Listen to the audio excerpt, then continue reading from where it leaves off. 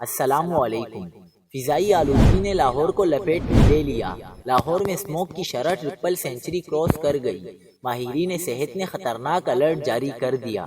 کراچی کے موسم کے حوالے سے بھی بڑی پیشگوئی کر دی گئی۔ کیا آپ حالات حاضرہ سے آگاہی حاصل کرنا چاہتے ہیں؟ خبر کے پیچھے چھپے اصل حقائق جاننا چاہتے ہیں تو ابھی سبسکرائب کیجیے دل مل پاکستان کو اور ساتھ ہی گھنٹی کے نشان پر کلک کر دیں۔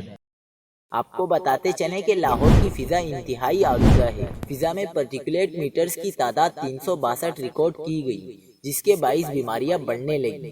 لاہوریوں کی اکثریت اس وقت نزلہ، زکام اور کھانسی جیسے سانس کے امراض کا شکار ہے، جبکہ بچوں اور بزرگوں کی قوت مدافعت کم ہونے کے باعث زیادہ بیماریوں کا شکار ہو رہے ہیں۔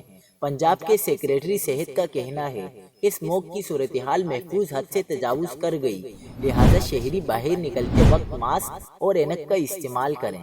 سیکریٹری صحت کا کہنا تھا کہ اسموگ کی وجہ سے آنکھوں میں جلن، گلا خراب اور سانس کی شکایات ہو سکتی ہیں۔ D G health doctor Haroon نے بھی شہریوں کو ہدایت کی کہ گلے میں خراش کی صورت میں غرارے کریں۔